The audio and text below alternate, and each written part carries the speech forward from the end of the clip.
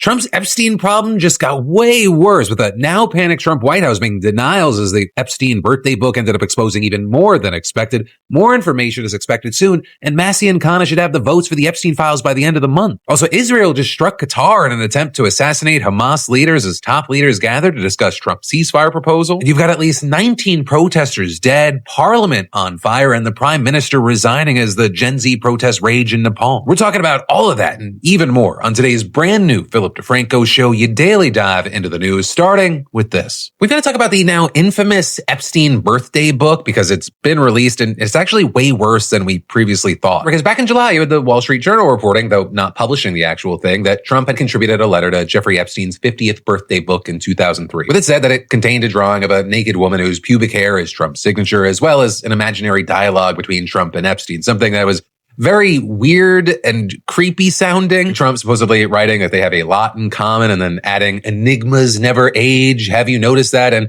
ending a pal is a wonderful thing. Happy birthday. And may every day be another wonderful secret. Right. And in response, you had Trump calling the whole thing fake and then suing the Journal's reporters, its publisher, and its parent company, News Corp, for defamation. And you had many, including J.D. Vance, so I think he asked it rhetorically, asking, where is this letter? And well, now the letter's here, along with the rest of the 238-page birthday book, because the House Oversight Committee got it from Epstein's estate and released it last night. And so now we know this letter, it very, very much exists, but still you had Trump allies denying that it's authentic. You had Press Secretary Caroline Leavitt saying, as I have said all along, it's very clear President Trump did not draw this picture and he did not sign it. President Trump's legal team will continue to aggressively pursue litigation, and adding, this is fake news to perpetuate the Democrat Epstein hoax. You then also had the likes of Charlie Kirk, Benny Johnson, and the White House Deputy Chief of Staff posting other example of Trump's signature, claiming that they look different. But as many have pointed out, the signature in the letter, it bears many hallmarks of Trump's actual signature. The bold serif lettering, the loopier cursive, the long tail at the end, and the final D. There are even some side-by-side examples of known signatures from Trump, as well as this one from the birthday book. The one, you have Trump defenders using examples of his signature where he doesn't do the long tail. And two, you've got folks like Republican Representative Tim Burchett claiming that, this could just be an outright forgery. I mean, anybody can do a signature. We've seen the auto pen's been used quite a bit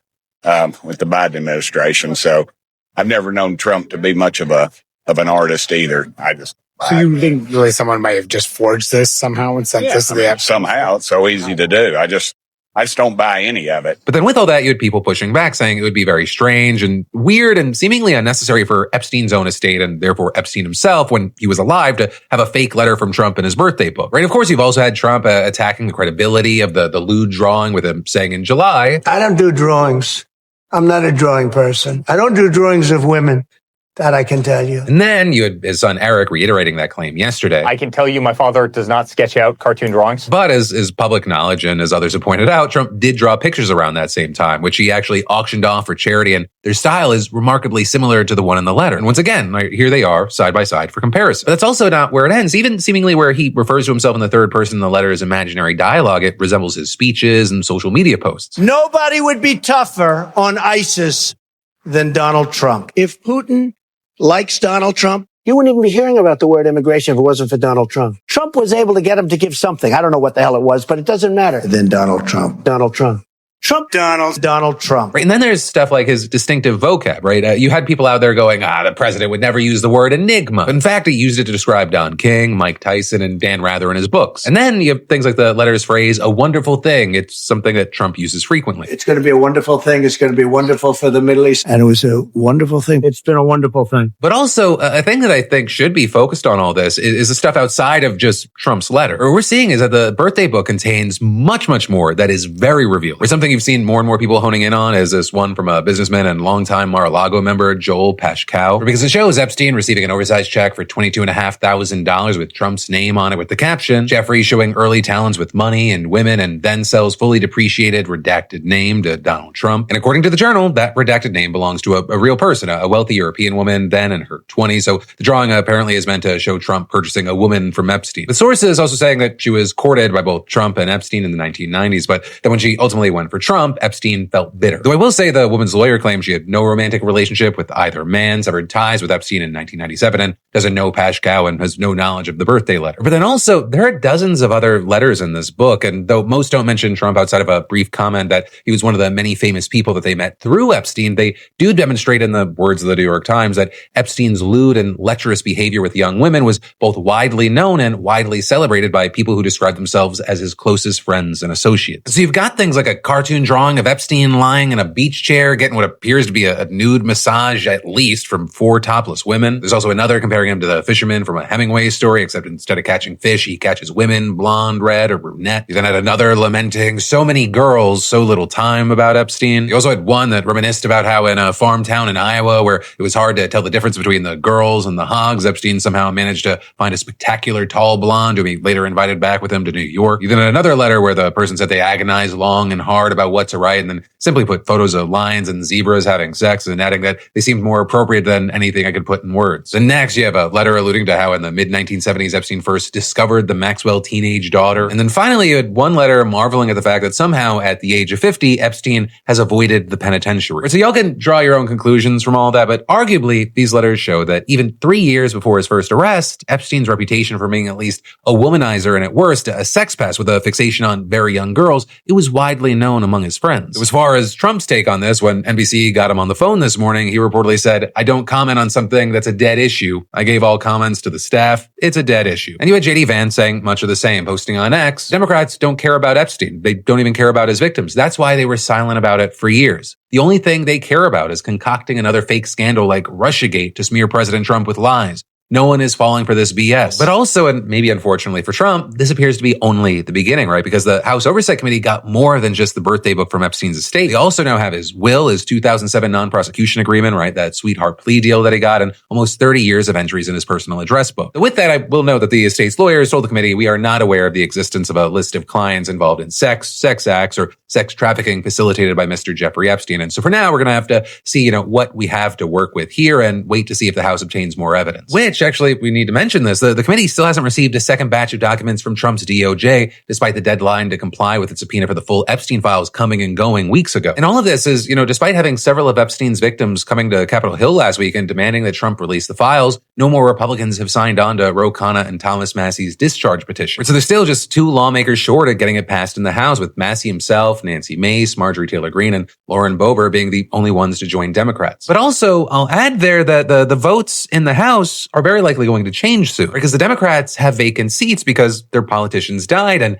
those seats are going to be filled soon. So that also doesn't mean it's a dumb deal. The White House might be able to work with or pressure one of the Republicans who says they will vote for it, and maybe they change their mind. It's something we often see in Congress is people feeling like, oh, I can vote against this because they know it's not going to actually have an impact. But soon, when the reality on the ground changes, maybe their vote does as well. But for now, we'll have to wait to see, and it really does look like Mike Johnson and Trump might be in a bind here. But then quickly, in a 1-minute break that helps keep the show free, let me say it's time. It is time for you to get out there, especially because we've been giving out $500 every week for over a year thanks to our sponsor at SeatGeek, and somehow some of y'all still haven't entered, which is crazy because it's free. And the lineup right now is stacked. Billie Eilish, Luke Bryan, the Lumineers, Benson Boone, Lord, Hozier. I know I've got some games I'm going to be going to on Sundays. And, it's been awesome seeing so many of you winning the $500 SeatGeek weekly giveaway and using it to hit up concerts, games, Broadway shows. Y'all just living your best lives. And if you haven't entered yet, it takes 2 seconds and next week's $500 winner could be you. Because for the uninitiated, SeatGeek is the #1 rated ticketing app with over 28 million downloads and tickets to over 70,000 events, sports, music, comedy, theater, you name it. And so for the first timers, you download the app, scan the QR code or hit that link in the description and use code PHIL for $20 off your first ticket purchase. And then, and this is key for everyone,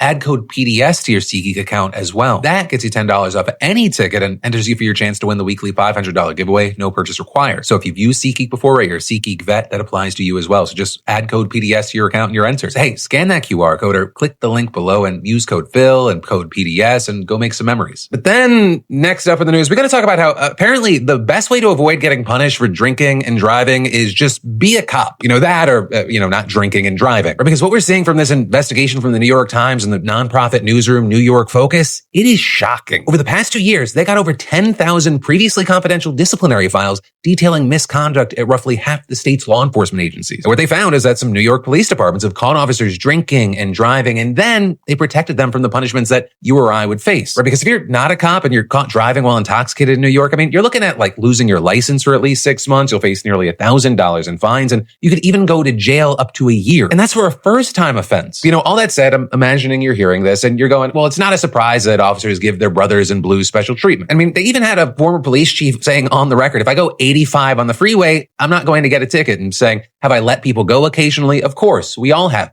But that guy, as well as other former police chiefs and officers, were reportedly surprised that even officers responsible for crashes had avoided arrest. Right? According to this investigation, officers have collided with guardrails, parked cars, and even a moving police car with its lights on it. And then some have fled the scenes of accidents. Some have even shown up to work under the influence, one to a police station, another to a fire, a third to a crime scene. Officer Vincent Del Forte, for example, admitted to having 9 drinks before attending a basketball game, then a few more beers during the game, more drinks at 2 bars on the way home, and 3 more at his house before going to bed. And then he drove to work the next morning and tested above the legal limit, but was never charged. He just got suspended for 3 days and breath tested every shift for 6 months. And then this guy, Ronald Wilson, 11 p.m. on a Saturday night, he crashes his BMW into a Jeep, with the responding officer noting that Wilson's speech was slurred and he was off balance, his eyes were glassy, and he reeked of alcohol. But then Wilson showed ID, proving that he was an investigator with the state police, and the officer just never gave him a sobriety test. Wilson even admitted in an affidavit that he had been behind the wheel, and later admitted that he had 6 cocktails and a shot that night, but all he ended up getting was a traffic ticket for following behind another car too closely, and he got suspended without pay for 35 days. And just the damn cherry on top of this situation, the cop who responded to the scene of this crash, Andrew Kowalski, in June, he won the Erie County's DWI Enforcement Award. Right, and overall, this investigation found numerous cases of just cops not taking even the most basic steps to confirm if their fellow officers had driven drunk, despite significant indications that they had. And then, even with a few exceptions, those who had been caught all returned to the job following short suspensions. Right, and a big thing that I want to end on is the problem is very likely much bigger than even what we know here. Right, we've got some experts saying that the documented cases were very likely an undercount, suggesting that many drunk driving incidents were never internally investigated. Though I will say, to be fair, on the flip side of this, not every department failed to criminally investigate incidents of drunken driving, and officers who seriously injured themselves or others, they usually face prosecution. That said, that feels like an incredibly fucking low bar. It's something even the most flexible of us couldn't limbo under. And it's still incredibly alarming that officers can put other people's lives at risk in this way and avoid any real consequences. Not to mention, it raises the question of what other types of misconduct are just being swept under the rug every single day. But then next up in the news from that, we've got to talk about how the Supreme Court just gave the green light for racial profiling. Because the case in question here, it centered around the aggressive immigration enforcement efforts in LA that have been a key part of Trump's crackdown. And at this point, you've probably seen at least some of the countless videos circulating the internet in recent months showing armed federal agents rounding up Hispanic people in LA, and even those who are U.S. citizens, or with many saying that these agents are just acting as rove bands of masked officers routinely violating the Constitution, though you have supporters arguing that this is a part of Trump's administration's vigorous but entirely illegal campaign to enforce immigration laws. But regardless of your opinion here or what you call it, the situation led to civil rights groups and several individuals filing a lawsuit against the Trump administration, describing what was happening as indiscriminate immigration operations and saying that when they had swept up thousands of day laborers, car wash workers, farm workers, caregivers, and more, the administration was violating these people's Fourth Amendment protections against unreasonable searches and seizures, saying, quote, individuals with brown skin are approached and pulled aside by unidentified federal agents suddenly and with a show of force and made to answer questions about who they are and where they are from. And so then what you saw in response to the suit was a U.S. District Court judge from Central California placing some hefty restrictions on immigration agents, ordering them to not rely on factors including race or ethnicity, speaking Spanish or accented English, presence at a particular location like a day laborer site or an agriculture site, or performing a particular type of work. With the judge saying that these factors shouldn't be used alone or actually in any combination in deciding who to stop within her jurisdiction, though the Trump administration took the issue to the Supreme Court. Right? And they argued that the restrictions were hurting their ability to handle the illegal immigration problem, and they said that the stops made by federal agents were lawful. And what we saw yesterday is that the Supreme Court agreed, ruling 6-3 along party lines. And so they lifted those restrictions and offered really no explanation, with really the only one providing any sort of context or thought behind the court's judgment being Justice Brett Kavanaugh, who wrote in a separate concurring opinion that those 4 factors that the lower court judge excluded can play a role in determining who they need to stop. With Kavanaugh saying that while apparent ethnicity itself is not a reason to stop someone, that combined with other factors can be a relevant consideration. And he also went on to defend the LA immigration crackdown in general, writing about 10% of the people in the Los Angeles region are illegally in the United States, meaning about 2 million illegal immigrants out of a total population of 20 million. Right. But then on the other side, you had Justice Sonia Sotomayor and the two other liberal justices dissenting, with Sotomayor saying that with this ruling, the court and the administration, quote, all but declared that all Latinos, U.S. citizens or not, who work low-wage jobs are fair game to be seized at any time, taken away from work, and held until they provide proof of their legal status to the agents' satisfaction. And adding, countless people in the Los Angeles area have been grabbed, thrown to the ground, and handcuffed simply because of their looks, their accents, and the fact that they make a living by doing manual labor. Today, the court needlessly subjects countless more to these exact same indignities, and saying, rather than stand idly by while our constitutional freedoms are lost, I dissent. And as you can imagine, this ruling has prompted a lot of reactions, including some grave warnings from experts. You've got people like Armando Gudino, the executive director of the Los Angeles Worker Center Network nonprofit, who echoed Justice Sotomayor in an interview with The Guardian and said they have effectively legalized racial profiling and, by extension, racial discrimination. And others adding that this ruling sends a specific message to Latino Americans and non-citizens, saying, our Constitution is very clear in that it applies to all persons living in the United States as being entitled to civil rights. Unless you decide we are not people, you are saying we don't have rights in this country, citizen or non-citizen. Then also had the likes of Gavin Newsom saying Trump's handpicked Supreme Court majority just became the grand marshal for a parade of racial terror in Los Angeles. And then LA Mayor Karen Bass agreeing with Sotomayor and saying that LA is just the beginning, saying that her city is being used as, quote, a test case for total dominance and unchecked power by the federal government. Of course, as you have all of that, you also have many others celebrating, including a spokesperson for the Department of Homeland Security who called the Supreme Court decision, quote, a win for the safety of Californians and the rule of law, and adding, law enforcement will not be slowed down and will continue to arrest and remove the murderers, rapists, gang members, and other criminal illegal aliens that Karen Bass continues to give safe harbor. And then also a big thing is we're going to have to wait to see what the repercussions of all this is going to be, because the lack of explanation offered from the court in their ruling, it makes it hard to know where this applies exactly. Is it just LA or is it nationwide? Or because this has become a recurring issue with the Supreme Court's emergency rulings recently, and we talked about it more in depth last week, but regardless, this is not the last time we're going to see this case. It's actually still pending before a federal appeals court. It may make its way back up to the Supreme Court, right? Because yesterday's ruling was just about the restraining order, lifting the restraints on agents while the case is being argued. Though that said, this order will absolutely embolden Team Trump, both on the immigration issue and with their requests to the Supreme Court in general. And in fact, the Trump administration just asked the Supreme Court to allow it to freeze billions of dollars in foreign aid, which could set up the biggest test for his bid to exert his authority over federal spending. But then, in a quick 1-minute break that helps keep the show free for you, let me say, I trust public Wi-Fi about as much as I trust gas station sushi. And that's why I use today's sponsor, NordVPN. And you can think scams are obvious, but think again. Just last month, cybercriminals spoofed Booking.com emails by swapping the / and links with a Japanese hiragana character. So the URL looked perfectly normal. People then clicked it without noticing, and suddenly they were downloading malware designed to steal passwords, financial information, or worse. All while, honestly, I can barely spot a typo in my own text, so catching that kind of scam, I don't trust myself. And that is why I think NordVPN's threat protection and kill switch are essential. They block malicious sites and sketchy downloads before the trap even springs. All while Nord encrypts your traffic so hackers, your ISP, or even shady Wi-Fi at the airport can't snoop. And Nord's dark web monitor, if your information shows up in a leak, you'll know before scammers can cash in. Plus, with thousands of servers worldwide, you can stream safely from anywhere. Tokyo, Paris, or just your couch while dodging calls. So, hey, protect yourself now and scan the QR code or head to nordvpn.com/Phil to get a huge discount on a 2-year plan, 4 extra months free, plus a 30-day money-back guarantee. That's nordvpn.com/Phil, because the only thing scarier than hackers is thinking, yeah, I meant to sign up. But then next up from that today, we've got to talk about this crazy Gen Z gender divide, right? Because, well, obviously, men and women have always had some differences in what they value, what they prioritize, career versus family, stability versus status, blah, blah, blah. This recent polling we're seeing, it is more divided than ever, and it's pulled even wider because of politics. And actually, on the note of politics, that's where we'll start with the approval ratings around President Trump, around specific topics, right? So for this age group, 18 to 29-year-olds, 47% of these men said that they somewhat or strongly approved of the president's job performance. So for women, it was only 26%. For border security and immigration, you had 46% of men, 24% of women. For deportations and immigration, 45% of men, 21% of women. On trade, 42% of men, 23% of women. And inflation and cost of living, 41% of men and 21% of women. Then regarding anxiety, we've heard things about Gen Z being a very anxious generation, but the numbers here are wild. When asked in general, how often do you feel anxious or worried about the future? 19% of men and 33% of women said almost all the time, followed by 27% of men and 33% of women saying most of the time. And then you had 39% of men and 28% of women saying sometimes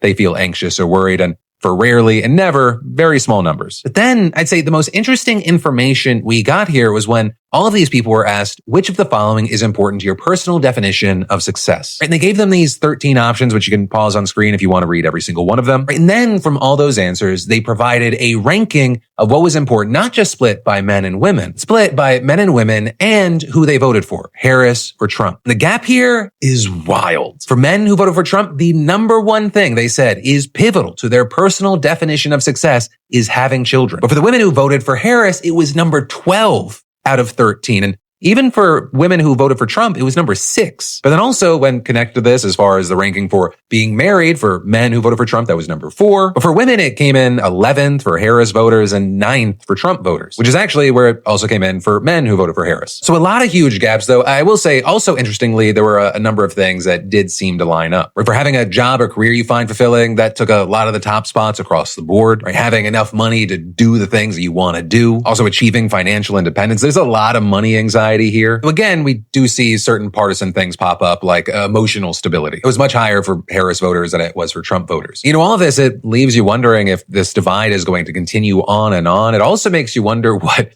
relationships or the lack of them are going to look like moving forward. And so actually a question I'll connect to this, if you fit into this age range or you border at 18 to 29 years old, what's the relationship dating situation like right now? Are you finding it hard to meet like-minded people? Or I guess also, are you not interested in that because it ranks pretty low, at least as far as getting married and having kids in that part of a relationship, for a lot of people. But I don't know, I'm just interested. But the next step, we also have to talk about how a federal appeals court just ruled that Trump has to pay $83 million for defamation. Right? If that number, it sounds familiar, it's because this case centers around E. Jean Carroll. Back in 2019, she publicly accused Trump of sexually assaulting her 2 decades earlier, and Trump, for his part, repeatedly denied the claims and criticized Carroll. You had Trump continually attacking her on social media during news conferences and in other public forums, and in response, you had Carroll filing 2 lawsuits against Trump, alleging both defamation and sexual assault. And in 2023, you saw a jury finding him liable for sexually abusing and defaming Carroll, awarding her $5 million in damages, and that was a decision that notably was upheld by a different appeals court, though Trump's lawyers have indicated that they intend to take it all the way to the Supreme Court. Then the second case, which is the one that we're talking about today, that just focused on the defamation allegations. With that, last year, you had a separate jury ruling that Trump must pay Carroll $83.3 million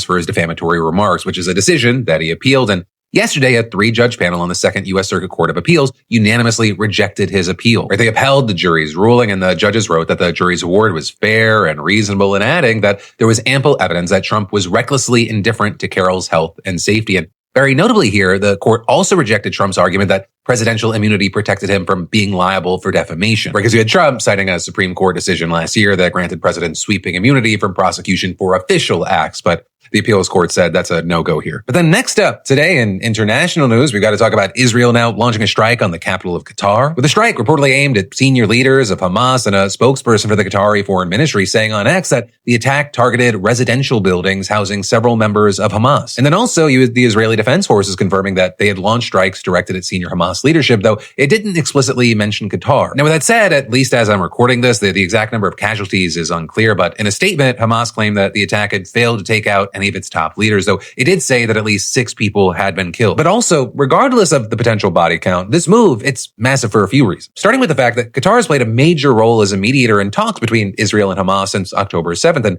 as a result, Qatar has widely been viewed as neutral grounds. Right? They keep in contact with the Israeli government, with senior officials repeatedly traveling to the country for talks. Qatari officials have said that in the past they agreed to host an office for Hamas because the U.S. requested it, and in fact, sources from both Hamas and Israel have said that the attack came as Hamas negotiators were gathering in the Qatari capital to consider President Trump's latest ceasefire proposal. And with that, you had Hamas, Palestinian politicians, officials involved in the talks, and foreign leaders all arguing that the strike appeared to be explicitly designed to sink the negotiations. But in an address today, Israeli Prime Minister Benjamin Netanyahu tried to paint this as a peacemaking action, arguing that the strikes can open the door to the end of the war in Gaza and claiming that Israel had accepted Trump's proposal to end the war. But then you had many others pushing back on that and saying that an attack on Qatari soil during ceasefire talks marks a dramatic escalation, not a step toward peace. And so you had Qatar's foreign ministry spokesperson calling it a criminal assault that constitutes a blatant violation of all international laws and norms. Right? And that was something that was also echoed by other international leaders, including the UN Secretary General, who also slammed the move as a violation of Qatar's sovereignty. Though to that point, you had the White House spokeswoman telling reporters that President Trump believes this unfortunate incident could serve as an opportunity for peace. But still, very notably here, she also kind of criticized the strike, saying, quote, unilaterally bombing inside Qatar, a sovereign nation and close ally of the United States that is working very hard and bravely taking risks with us to broker peace,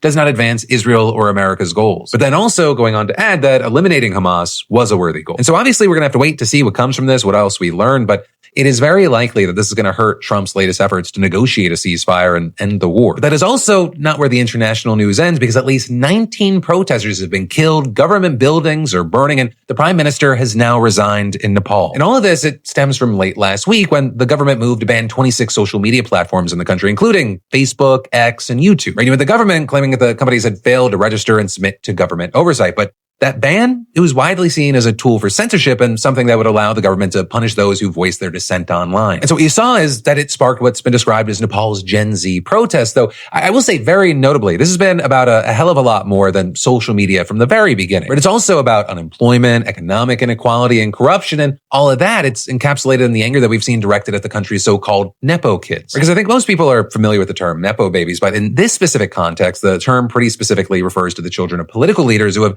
been seen enjoying lavish lifestyles on social media in the eyes of many, thanks to the ill-gotten gains of their corrupt parents. And all while most other young people, they struggle to even just find work. I mean, youth unemployment there, it stood at around 20% last year. And the Nepali government actually estimates that more than 2,000 young people leave the country every single day to find work in the Middle East or Southeast Asia. And so with all of that now in your mind, it was then on Monday morning that tens of thousands of people gathered in Kathmandu and surrounded the parliament building. You then had police responding by deploying tear gas, water cannons, and rubber bullets. And at least at one point, according to reports, they opened fire with live ammunition, ultimately killing 19 people. Right? And then you had the government responding by the prime minister saying that compensation would be given to the families of those killed and that those who were wounded would receive free treatment. He also announced that he would form an investigating committee that would submit a report on the shooting in 15 days. The government also lifted the social media ban, and early this afternoon, the prime minister actually resigned. But what we're seeing is that none of that has satisfied the protesters, right? You had tens of thousands remaining on the streets today, with some attacking government buildings and the residences of top political leaders. And specifically, what you had is the presidential palace, the prime minister's official residence, the building housing the offices of the prime minister and several ministries.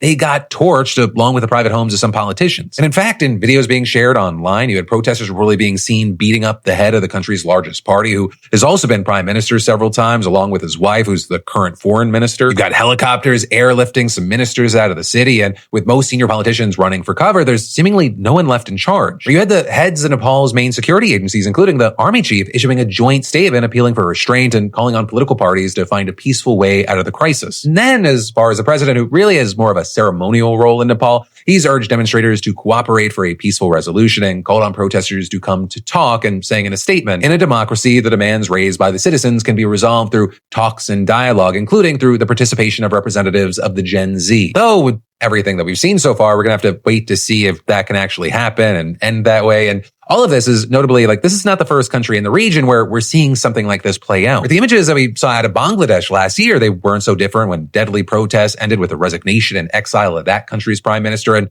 actually, 3 years ago, we saw similar events playing out in Sri Lanka. So a lot changing.